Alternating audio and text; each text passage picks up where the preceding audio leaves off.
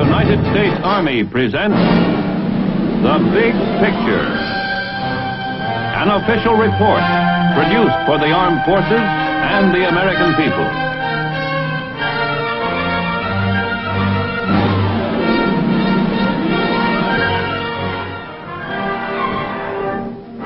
To most Americans, the very symbol of government is the Capitol building in Washington, where the machinery of democracy works its wonders.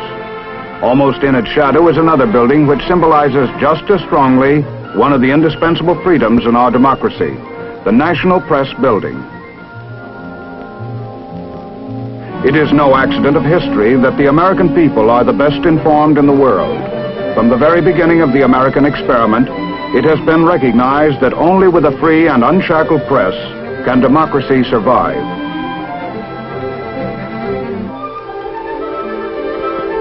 This recognition of the press's importance has given it a position of undeniable privilege and prestige in our society.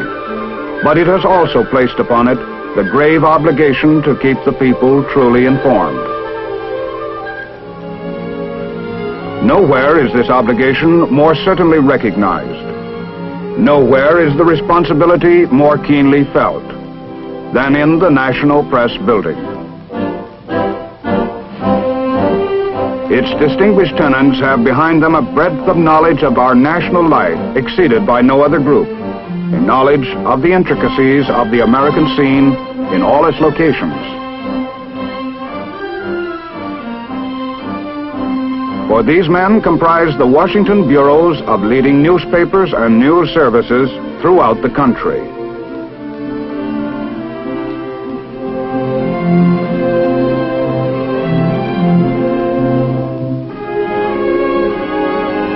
And for their readers in all parts of the nation, they record day-by-day history as it is made at the seat of government. The tradition of a responsible and professional press is heavy in this building, where the proudest trophies are the press plates of memorable front pages.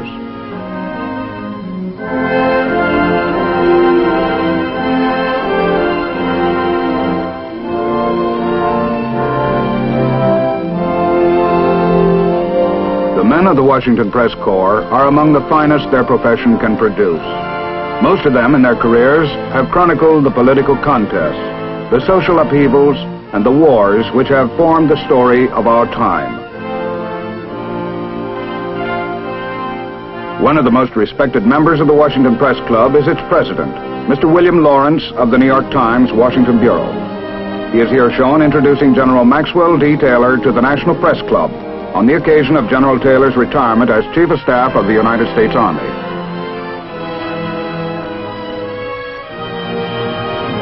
Later, with Mr. Lawrence, we will screen the actual combat films of the middle phase of the Korean War. Bill Lawrence's daily job of reporting brings him into constant contact with the men and events who make headlines. He is exceptionally qualified in the field of newspaper reporting.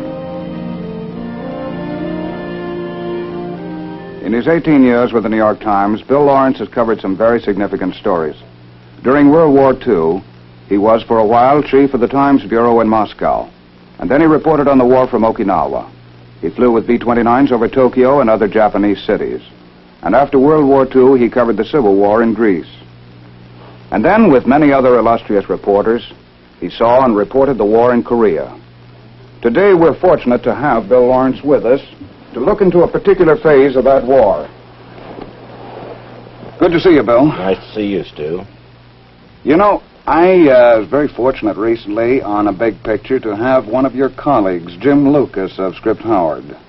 Yeah, I got a chance to see that one, Stu, and as I remember it, Jim picked up the war about the beginning in June and carried it up to the defense of the Pusan perimeter. That's right. And today I'd like to pick it up from that same point, carry it on, from that period when we broke out of the perimeter in September 1950. Seems like a long time ago, doesn't it? Well, in some ways it does. I've covered a couple of wars since then and filed a lot of stories from a lot of different places. And yet, no one who was there, soldier or reporter, is likely to forget it, especially that period you were just mentioning, September, October 1950. That was a period of pretty high morale, wasn't it? Oh, very high. You see, first there'd been the retreat, then that holding operation along the Nakhtong, and then finally we were able to go on an offensive That was smashing the North Korean army. That's right. Bill, you're the kind of a reporter that calls the shots as he sees them. Your record speaks for itself. A very accurate one. I have a book of clippings of stories that you filed during the Korean War. And I'd like to read a sentence from one of them. Shoot. You wrote it in late August 1950. There is a sense of optimism in American circles that certainly could not have been detected 2 weeks ago. What prompted you to write that? Well, let's recap a little bit. Swiftly, treacherously, without warning, the North Korean army had smashed across the 38th parallel in late June. They fully expected they'd be able to drive all the way down the peninsula before anybody could or would come to the aid of the South Koreans.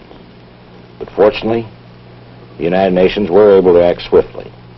They branded this an act of aggression, and this authorized other nations to come to the aid of the South Korean army. Now, the first available troops were those U.S. occupation forces stationed in Japan. Just 3 divisions. Badly equipped and under strength.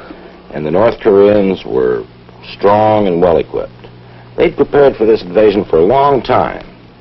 And consequently, our forces had a pretty rough time of it in those summer months of 1950. About the only thing we could do was withdraw to a defensive line south of the Nakhtong River. Well, withdraw is a polite way of saying we got chased there, and we did hope we could hold there while we built up supplies and equipment and men. We did manage to do that, although it seemed like a pretty thin hope, very, very much at the time. Mm-hmm. But it did break up the enemy's plan for a quick push all the way down the peninsula. Well, they just couldn't get through, as I said.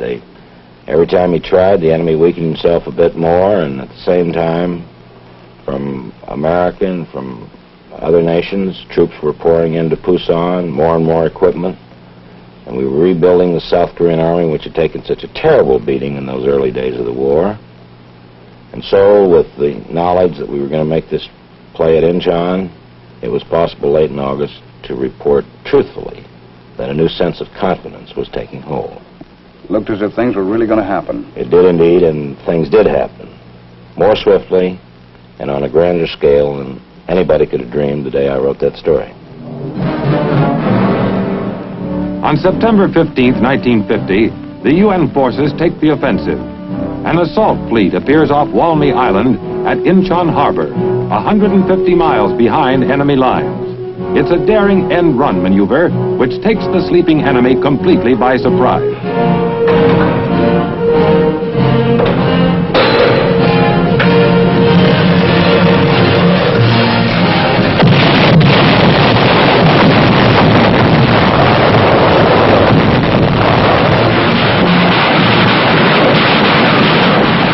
At 0630 hours, the Marines begin the assault. The naval barrage has cleared the way for them, but this is still a risky operation. Headquarters must gamble on the first try being good. Incheon's violent 30-foot tides leave no time for a second attempt.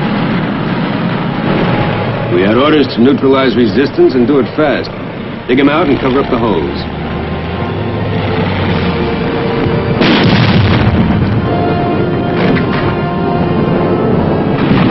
It took us 58 minutes to secure the island.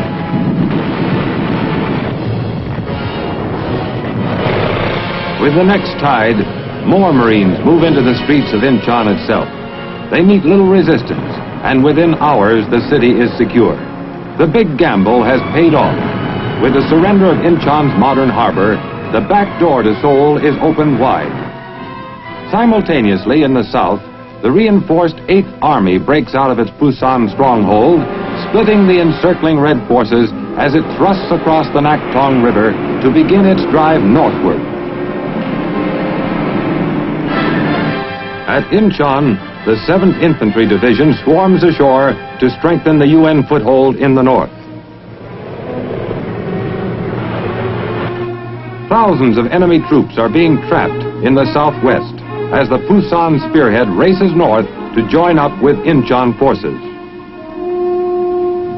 On the way to Seoul, we took a good many prisoners, too. But they didn't come easy.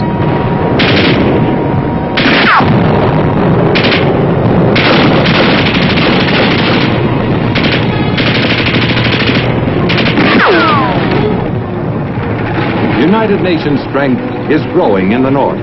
Men and machines, first hundreds, then thousands, flow inland from the sea to join the attack toward Seoul. With each step, however, they meet stiffening resistance as the retreating enemy consolidates his forces. At Busan, still another nation joins the growing UN command as 1,200 men of a crack Philippine regimental combat team come ashore. And at Kimpo Air Base south of Seoul, men of the 187th Airborne Regiment arrive from Japan to become the first paratroop unit to enter the conflict. This newly recaptured airfield has also become an advanced base for increased air attacks on the enemy's supply and escape routes.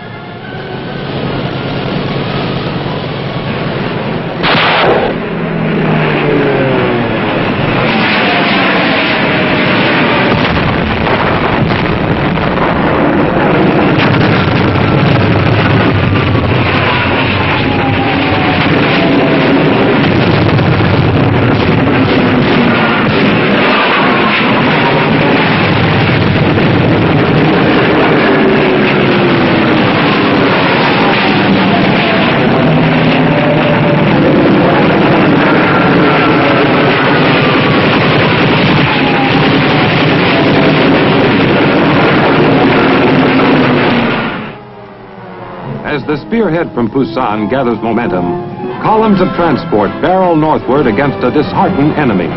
In many towns, the entire populace turns out to shout its welcome. It was like France all over again. Couldn't understand what these people were saying either. Some places, nobody was around to say anything. It's only about 20 miles from Incheon to Seoul, paved highway all the way. But it took us a week of hard fighting to make the trip. Finally, though, our amphibious gear, crammed full of rock and American Marines, started massing up at the Han River across from Seoul. It was time to retake the city. The softening up process got underway.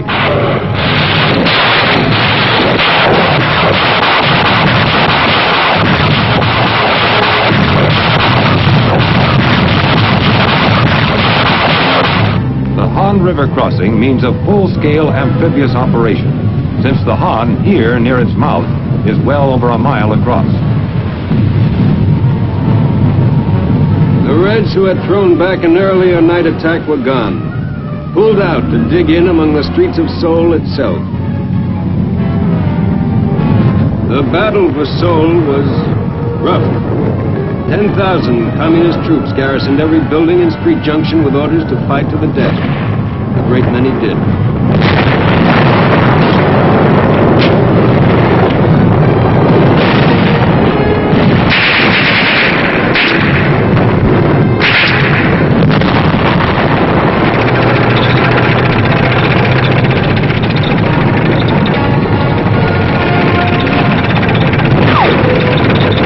The shattered city is retaken September 26th. During the battle for Seoul, the trap is closing swiftly about Red forces in the southwest. The day after Seoul falls, troops from the 7th and 1st Cavalry Divisions join up just south of Suwon. 2 days later, in the battered Capitol building, special ceremonies are held as General MacArthur officially returns the city to Syngman Rhee, President of the Republic of Korea. Now begins a tragic homecoming for the thousands who had fled the city only 3 months before.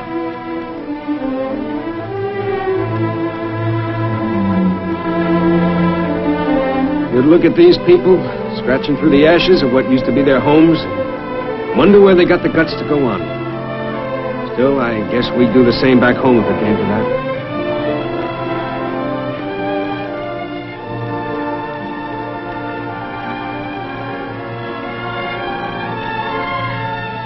As life begins to take root again in Seoul, the UN advance in the eastern sector goes on. On September 30th, ROK forces reach the 38th parallel. They cross it the following day. One old guy couldn't keep it straight who was who. Turned out to meet the ROK Army with North Korean flags.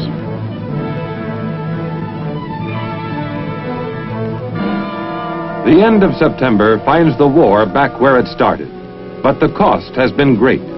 On October 6th, at a UN cemetery between Seoul and Incheon, Major General O.P. Smith, 1st Marine Division Commander, honors Marine dead.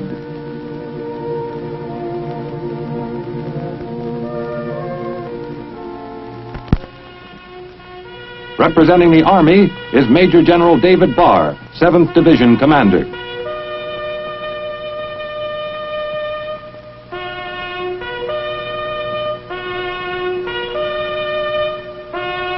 Korean troops are honored by Colonel Pak In-yip, commanding the ROK 17th Regiment.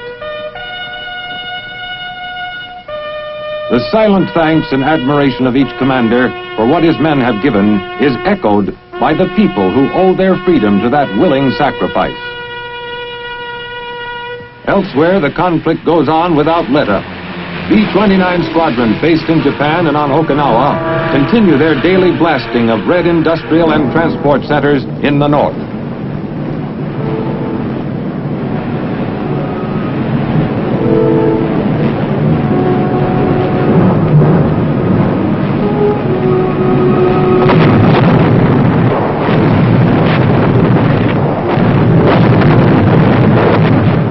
For us, it was a funny situation. A commuter's war, somebody called it. You'd eat breakfast with your wife and kids, spend the day over some rail center or factory or harbor, and head back home to sleep in your own bed at night. Funny situation.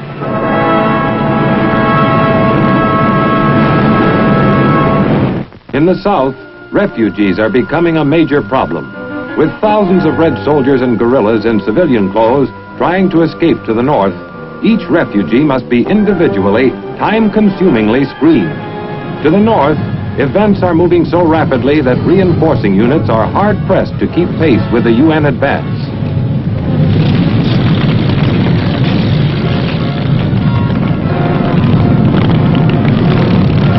On October 9th, Kaesong is taken. This surrender frees the last South Korean city held by the Reds. Then on the east coast, Wonsan. Just 2 days after the fall of Kaesong, ROK 3rd Division troops seized the port of Wonsan, having marched 287 miles in 20 days to get there. They met little resistance.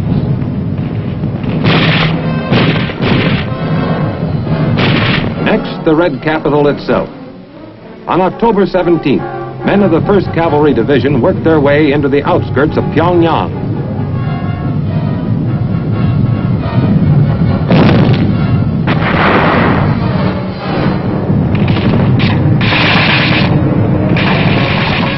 In less than 24 hours, the North Korean capital is in United Nations hands. These were important victories. Incheon, Seoul, Pyongyang. Very important indeed. You know, complete victory seemed just around the corner. Yeah, as a matter of fact, if you don't mind, I'd like to quote a phrase you wrote right after the fall of Pyongyang. Now that the Korean War is evidently drawing to an end. Well, that does read a little silly now, doesn't it, considering what happened for the next 3 years. But you got to remember that that was before the Chinese communists hit us. And everybody, the highest military brass, the GI on the line, the reporters, all thought that the North Korean army had been smashed so thoroughly that the mopping up process would take only a few weeks.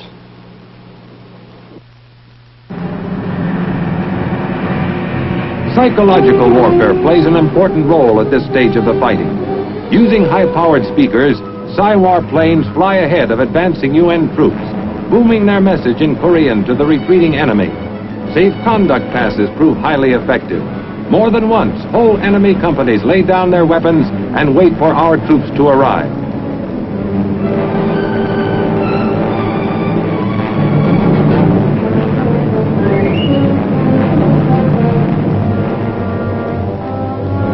Two days after Pyongyang falls, our first combat airdrop in Korea gets underway in an attempt to cut off retreating Red forces north of Pyongyang.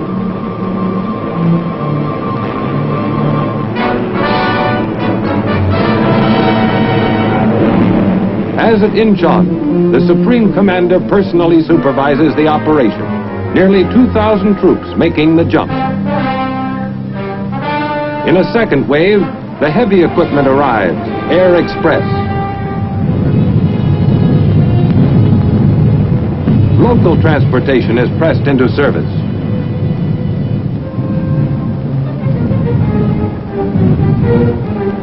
Next day, 1,800 reinforcements jump, but the enemy has already fled northward. In the east, ROC forces continue their headlong charge north from Wonsan to take Hungnam. Meantime, a Navy task force is waiting off Wonsan. 3,000 enemy mines had to be cleared from beach approaches before the Marine Force could come ashore. It was a delay, but we could afford it. The rocks had made us a welcome present, a beach with no enemy guns on it. The whole division came ashore with nothing worse than a few wet feet. The mission now is to press this advantage, continue the attack toward the Yalu. Swiftly, the Marine Force moves in on Red-held villages and towns.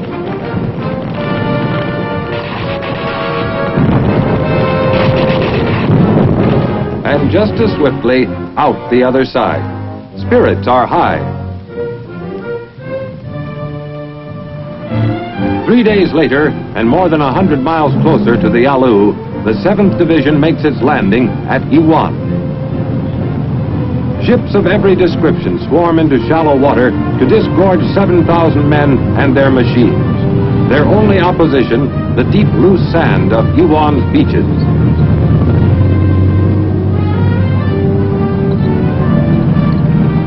This far north, winter comes early to Korea. Cold weather uniforms are welcome as the division moves out to rejoin the attack. To the west, Marines are advancing over ground frozen harder every day. News of their approach runs ahead of them as village after village is liberated. North Koreans meet freely, and the Christians among them pray openly for the first time since 1945.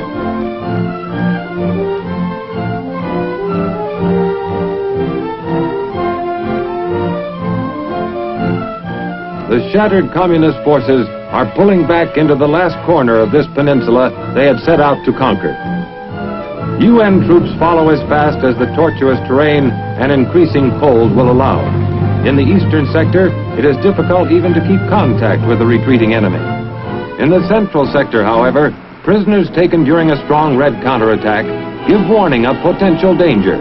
Many of them wear the quilted uniform of Communist China. Meantime, in the Northern Sea of Japan, winter is giving our offshore forces a taste of things to come. Even routine supply operations are becoming a nightmare of icy wind and pitching decks.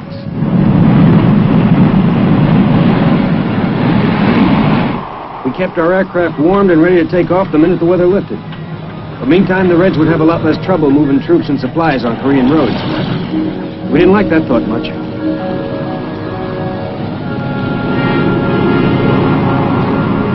Ashore, the Chinese forces have pulled back, leaving a clear road to the Yalu.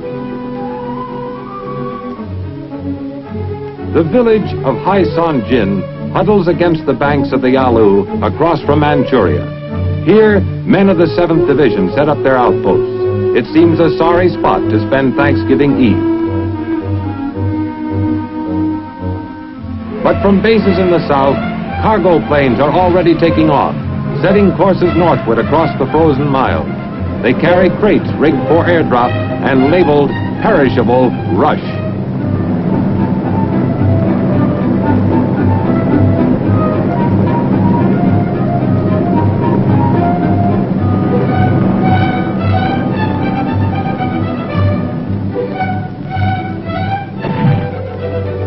Turkey and the trimmings, courtesy of the U.S. Air Force.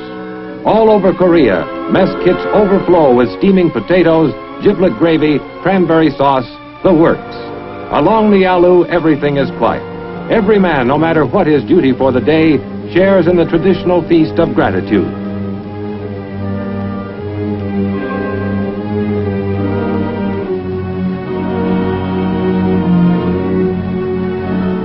Headquarters feels certain that one more UN offensive will end the fighting in Korea. Actually, a whole new war is ready to begin.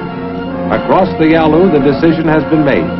Full-scale Chinese intervention is about to bring the second phase of the Korean conflict to an end. And that threat of Chinese intervention, no one foresaw back at the time of the fall of Pyongyang.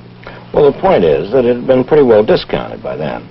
I think many of us, most of us, felt that the Chinese would hit us when we came into Incheon, or never. And I remember the briefing going up on the troop ship was that this was either the last inning of the ball game or the first inning of a doubleheader.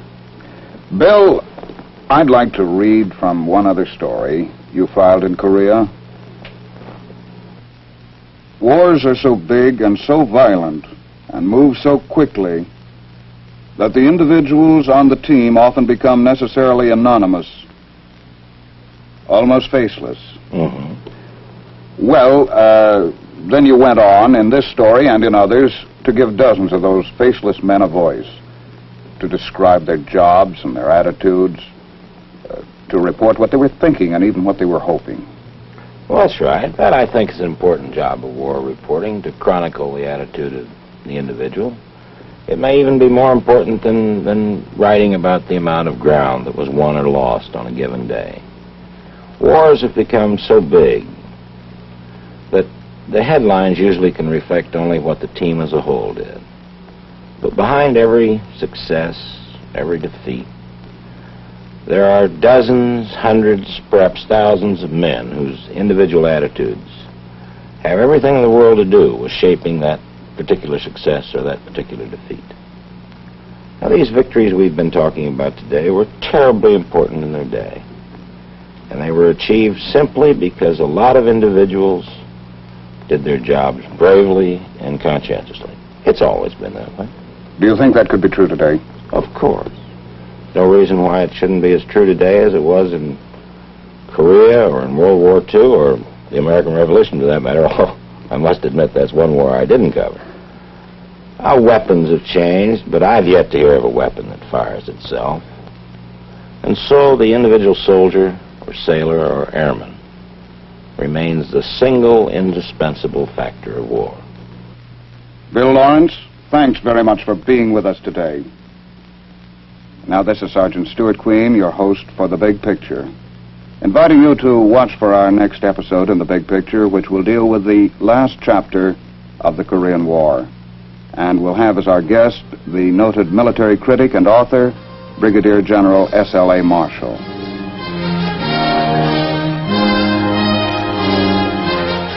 The Big Picture is an official report for the armed forces and the American people. Produced by the Army Pictorial Center. Presented by the Department of the Army in cooperation with this station.